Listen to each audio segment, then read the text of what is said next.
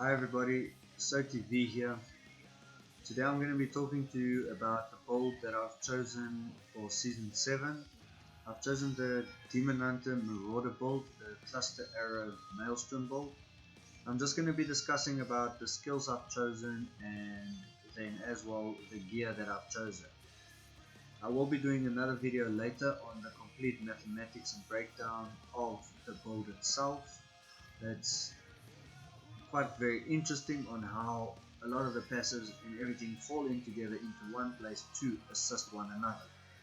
So with my skills I have evasive fire, dealing my 200% damage on my primary target and then an additional 100% damage on 2 additional enemies. I have chosen hardened because of the increased armor by 25% for 3 seconds.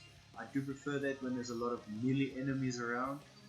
As well, having that armor increased by 25% and then still being able to vault through the enemies or away from them, it really picks up my survivability. For those with high survivability, I would encourage you to use focus if your hatred regeneration is very poor. If it's not, you could either choose either or, but if you have good survivability, go for focus. If you have good hatred regeneration, go for hardened. Your choice. With Vault, I have chosen Tumble.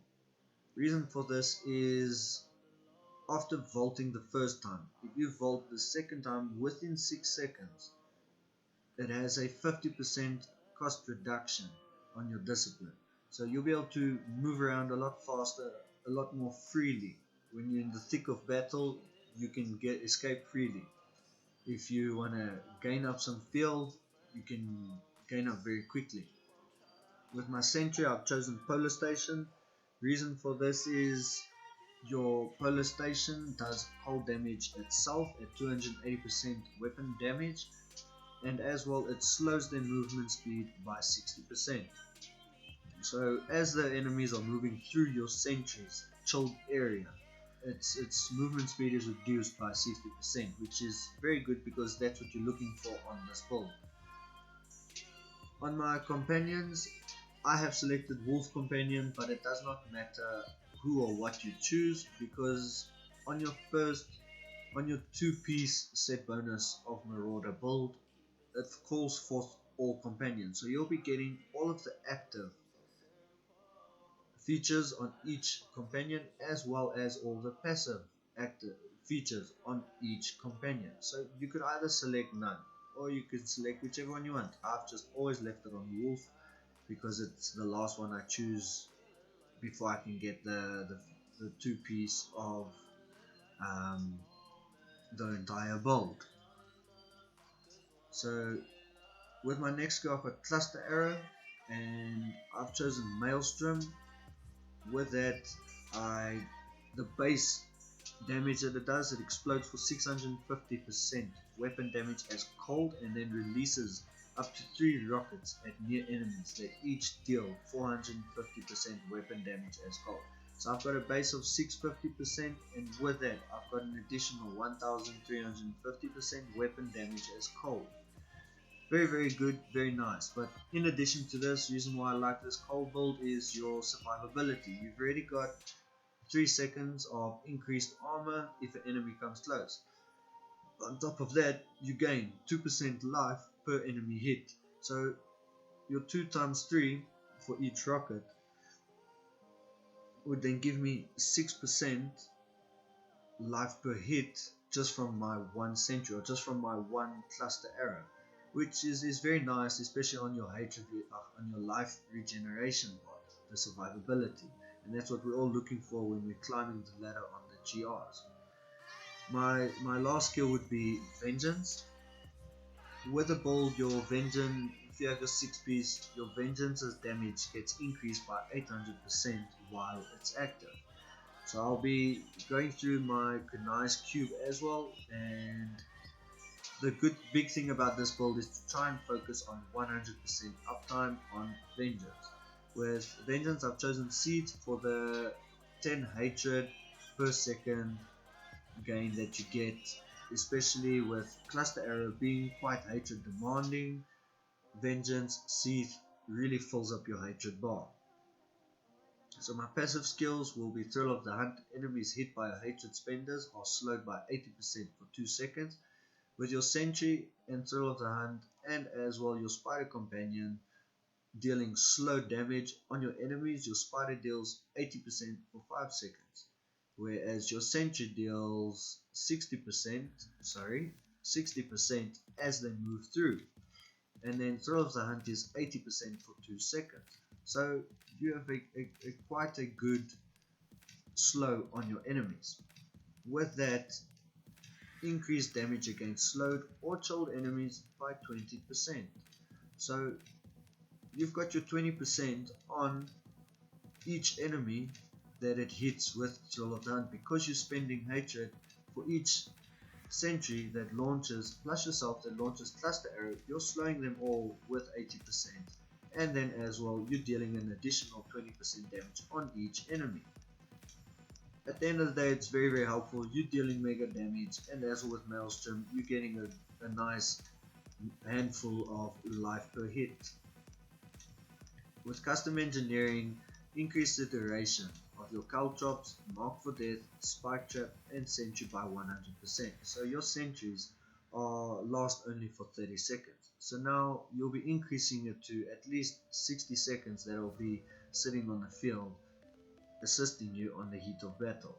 With your ballistics, you increase your damage of rockets by 100%. And in addition, you have a 20% chance of firing another homing rocket for 150% weapon damage when you attack. So you've got your Vengeance that gives off 2 rockets. You have Cluster Arrow that gives off 3 rockets. That's 5 already altogether. Plus you have a 20% chance on ballistics, giving you your 6th rocket. So each of these will be dealing an additional 100% on each rocket. It's a very nice assistance, especially on the damage side. Like I said, I'll be doing another video on the complete mathematics and explaining to you guys how the whole build comes together and what makes it so amazing for me.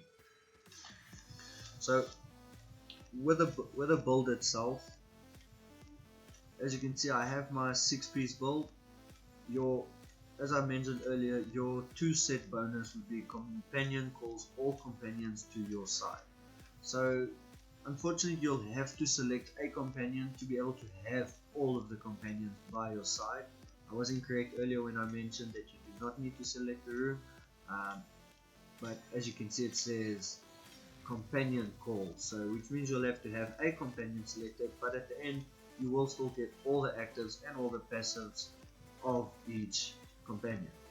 With your 4 set, your sentries deal 400% increased damage and cast your hatred spender, but they only cast elemental arrow, chakram, impale, multi-shot, and cluster arrow when you do. So as we're using cluster arrow, that's a very big advantage for us. Reason being is you have Bombardier's Rucksack that gives you an additional 2 sentries.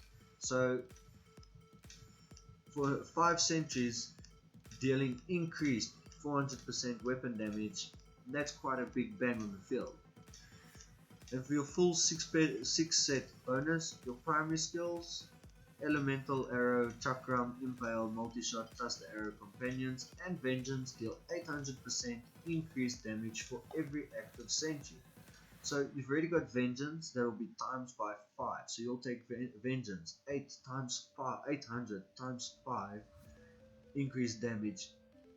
Because reason 5 is because of your Bombardier's Rucksack, and as well you'll have your custom engineering that allows you to have 3 sentries. That gives you a good amount of 5 sentries, so you're really going to be packing amount of damage. Plus then your cluster arrow will also then be 800 times 5 on your sentries because they shoot cluster arrow.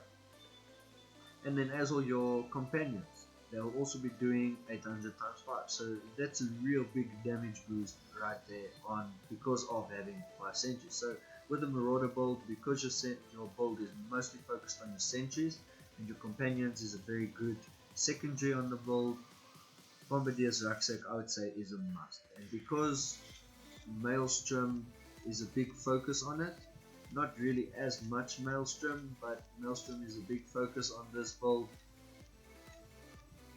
If you get Manticore, reduces the hatred cost of Cluster Arrow by 40%. So you're going to be spending 40 hatred on Maelstrom itself, and then with that resource cost reduction of 40%, you have quite a lot of resource to spare. And then as well, like I said, having your vengeance on uptime of 100%, you won't really have to worry much about your hatred. And as well with your pets, with your vet, it's giving you another 50 hatred. If you can manage your skills right, you'll have a very good and a very high hatred regeneration, or your hatred will be sitting quite high. So on your braces, Wraps of Clarity, your hatred generators reduce your damage taken by 33% for 5 seconds. So with your hatred generators reducing your damage by 33%, that's a very good thing, because the thing is, I would say within that 5-second loop, at least try and use your hatred generator at least once within that 5 seconds to keep that damage reduction active all the time. And in addition, you will at least have your evasive fire hardened, as well increasing your armor by 25%, which will also assist to your damage being reduced. On my rings, as you guys will see on the previous season, many people used focusing restraint. I'm not using those right now because I cannot find restraint. I know, kind of nonsense if you ask me, but in the meantime I've decided to go with Endless Walk. I'm using the Traveler's Pledge and Compass Rose. I do like this because while moving, your damage taken is reduced by up to 50%. So while moving, if you launch your hatred generator, you've got 33% of damage reduced there. In addition, on top of that, while moving, you'll get a 50% damage reduced there. So you've already got about a good 80% that your damage is reduced while moving, as long as you keep your generator active and keeping that reduced damage from Wraps of Clarity. As well, while standing still, damage dealt is increased by up to 100%. So that's very good, especially against your elite champions, bosses, Rift Guardians, where you mostly stand still and it takes a little more time than just 1 or 2 launches of Maelstrom and you proceed. It really does pack an extra additional amount of damage, especially with all those mega damage buffs that you have on your set alone, as well from all your passives. So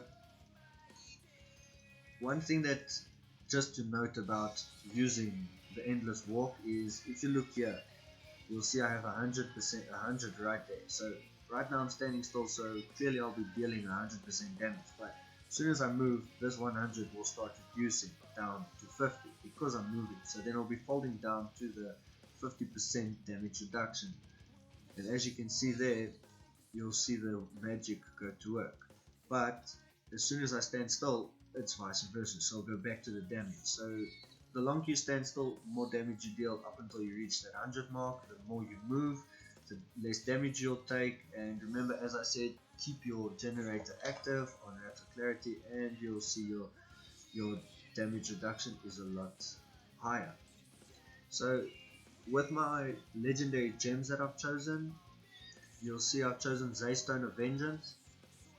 I do like this one as well because of the sentries. Like I said, with your sentry placement, it's very important, and this legendary gem works off of your sentry placement as well your placement of your own character.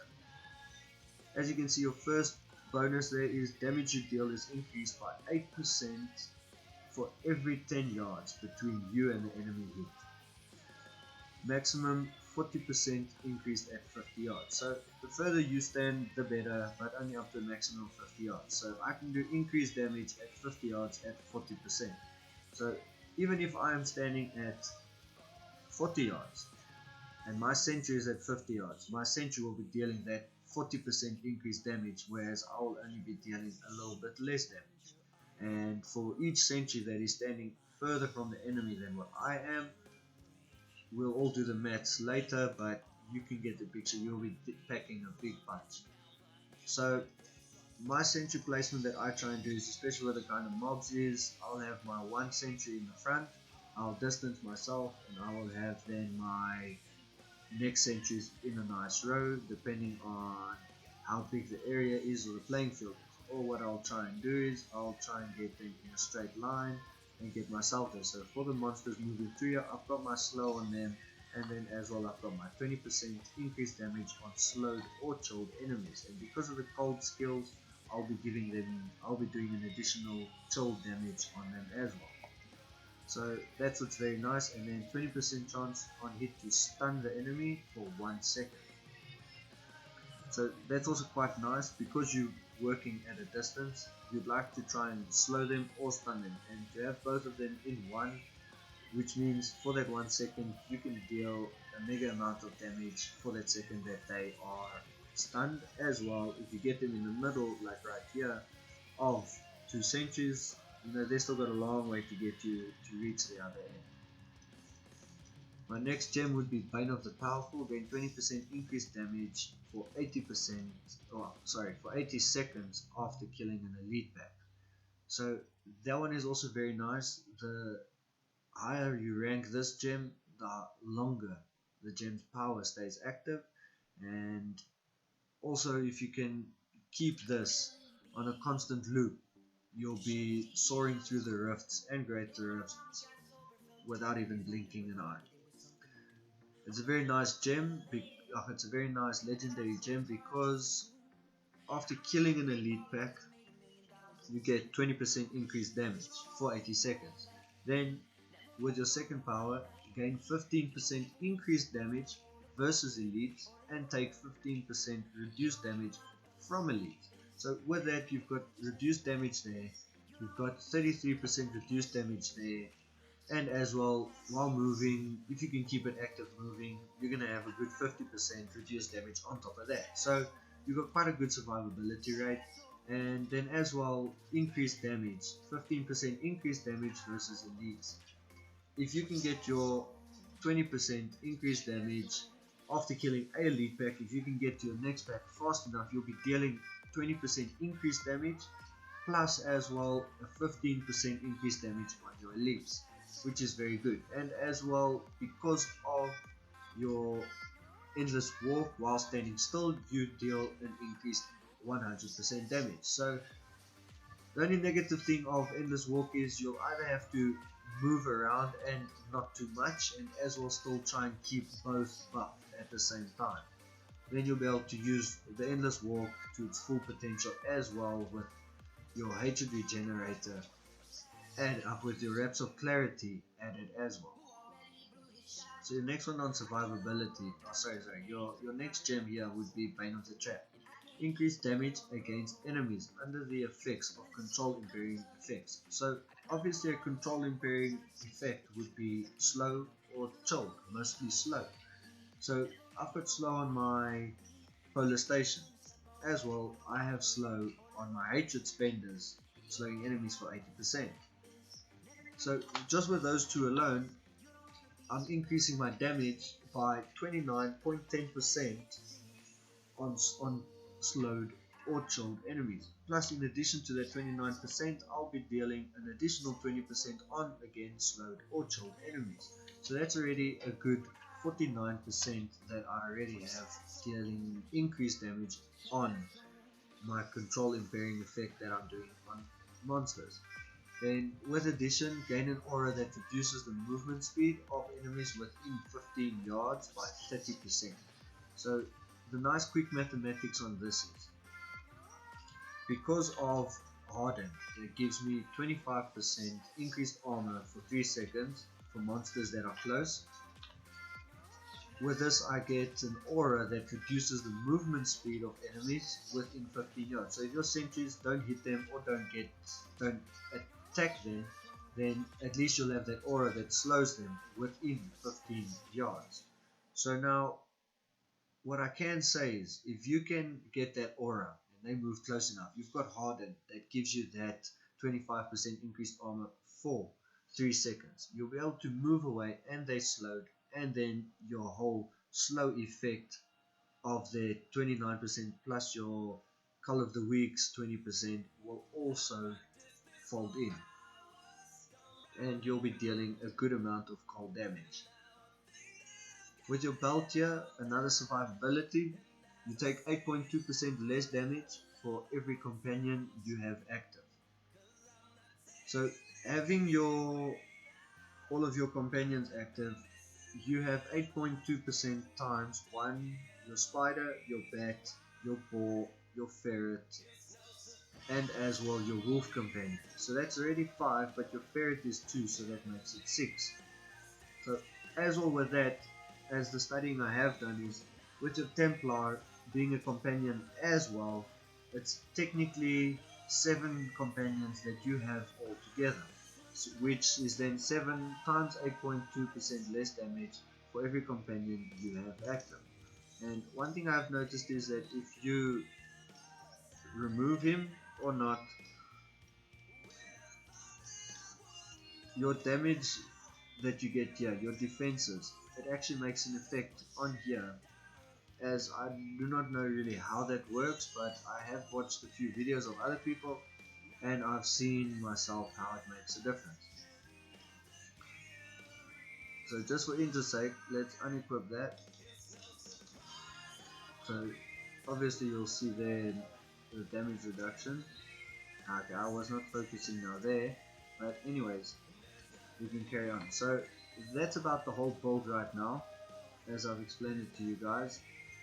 This build is if you think about it, it's high on survivability and as well high on damage itself, if you can use it to the right methods.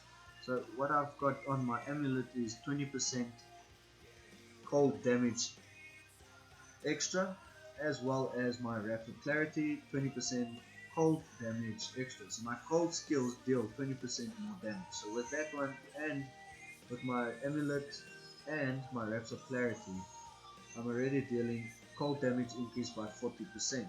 So as you can see there, cold damage 797,000. That's the cold damage I do alone. Then I've got my reduced cooldown reduction. As you can see, my cooldown reduction is at, cooldown reduction is at 33%. So you're going to be looking at about a good 37%, 38%. Mine is still a little bit low. I've got to work on that one. Then reduce cooldown of all skills by 8% on there, and I've got life regeneration on there. Increase cluster arrow damage by 14%, as well on my helm by 15%. So if you could get your cluster arrow damage above 100%, or at least by 100%, if you do all the mathematics, you've got 100% increased damage just on your gear, as well your manticore, which deals 71% increased damage.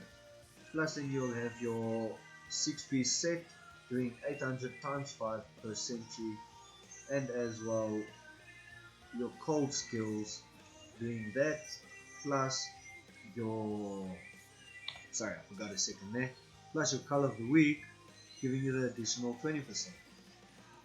So guys, that's about my build. Like I said, I'll still do another video on the mathematics on the whole build itself.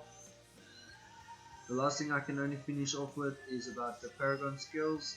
What I've done so far, yes, I'm not a high Paragon yet, only 441. What I started with was, on my core, I started with maximum hatred and movement speed. Reason why is, when you're on a low level, your gear really makes up for your damage. So getting your maximum hatred sorted out and your movement speed sorted out, by the time you reach a high Paragon level and you want to enter high GR levels, you'll be moving quite fast and you'll be having quite a handful of hatred. So then next I would do my vitality, and then after that my dexterity. So you as one person can decide how many per these ones, because these ones tend to become unlimited once you've cleared out the rest. On my offense, I've decided to go with my cooldown reduction first. Try to reduce your skill, so there you've already got a plus 10% on my skill cooldown reduction. And then next I went for critical hit damage, getting that critical hits really high. Then after that, because with a few of your gear you already have increased critical hit chance.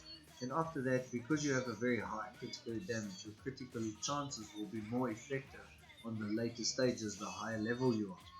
Then lastly, I'd be doing the attack speed. Your attack speed increases your damage, but not so much, and as well, with a lot of the builds, Marauder might be a bit slow, but a lot of the other ones, your attack speeds don't really make a difference. But it's something nice to have, so you can choose yourself on which ones to bounce around on. With defense, I've decided to go with life regeneration first, really keeping that high. Even though I have that additional life per hit from my sentries, this is also a very good one. Um, my resist all came next, and then as well my armor. This is all just about your survivability, so I cannot see the difference in which one you would like to choose, but I like the life regeneration first because of my sentries giving me the life per hit, working good one hand in hand. So on my utilities, I went for resource cost reduction because of my maximum hatred and then resource cost reduction. I allowed my hatred to last a lot longer, and as well vengeance being active, so with vengeance active my hatred can stay above a good 100 hatred. Secondly, I went for life per hit. Even though I do have on my defense life regeneration that went first, when this one was complete, I then headed up for life per hit. So at the long run, I've got my life regeneration and life per hit working hand in hand with my polar station from my sentries. Then after that, I'm going for area damage, filling that one up, increasing my area damage because your sentries on this build, it covers a lot of area, especially with after each launch of Maelstrom and where it lands and how the 3 rockets spread out.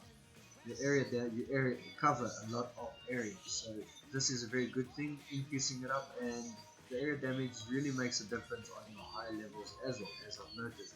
Your lower levels, when as soon as you get your full 6 piece, you're already running through Torment 1 all the way up to about Torment 6, 7. Then lastly I would be doing Gold Find, because as I just see it as gold finds, not that really important. Unless you're really struggling with gold, I would honestly say pick up every item that you have and then try and make a plan to get gold. So guys, that's my build all in all together. My season 7 Marauder build and cluster arrow maelstrom, focusing on cold damage and slowing enemies in order to do more damage and additional damage. Thanks guys for watching. Please like and subscribe. I will be bringing out the next few videos shortly. Thank you.